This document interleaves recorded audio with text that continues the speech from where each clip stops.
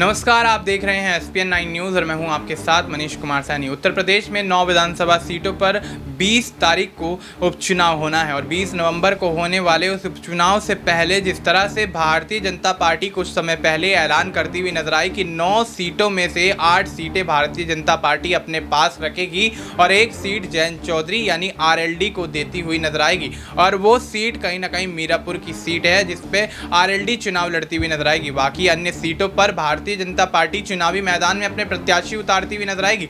लेकिन देखा जाए तो जयंत चौधरी भी कहीं ना कहीं भारतीय जनता पार्टी से NDA गठबंधन के तहत चुनाव लड़ने के लिए 2 से 3 सीटों की मांग करते हुए नजर आए। लेकिन भारतीय जनता पार्टी ने एक बड़ा फैसला लेते हुए कहीं ना कहीं जयंत चौधरी को महज एक ही सीट सौंपी। और ऐसे में जिस तरह से संजय निषाद की भी चर्चाएं होती हुई नजर आई और संजय निषाद भी दिल्ली से लखनऊ और लखनऊ से दिल्ली के चक्कर लगाते हुए नजर आए और भारतीय जनता पार्टी से उपचुनाव में 2 सीटों की मांग करते हुए नजर आए। हालांकि भारतीय जनता पार्टी सिरे से उनकी मांग को नकारती हुई नजर आई और कुछ भी साफ कहने से इनकार करती हुई नजर आई। लेकिन संजय निषाद जिस तरह से 2 सीटों की मांग कर रहे थे उसके बाद वो एक सीट पर भी आकर रुक गए। लेकिन भारतीय जनता पार्टी ने संजय निषाद की इस मांग को ठुकरा दिया और पूरा नहीं किया, जयंत चौधरी को एक सीट सौंप दी। और ऐसे में देखा जाए तो OP राजभर को भी यहाँ सीट नहीं मिलती है। जयंत चौधरी को मिलने के बाद अब कहीं ना कहीं मामला गरमाता हुआ नजर आता है और OP राजभर के अलावा यहाँ अनुप्रिया पटेल को भी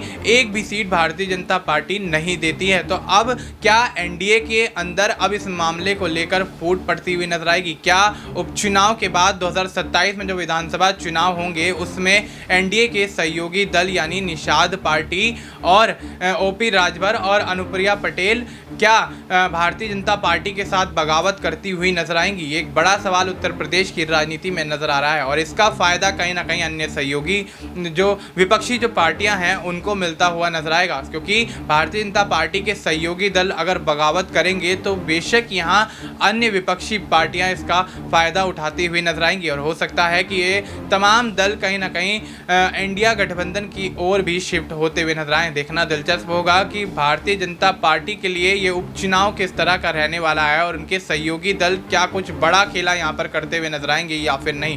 फिलहाल आपको इस मुद्दे पर क्या कुछ लगता है, आप अपनी राय हमें कमेंट करके बता सकते हैं। बाकी देश और दुनिया से जुड़ी तमाम जानकारी के लिए आप देखते रहिए SPN 9 न्यूज़।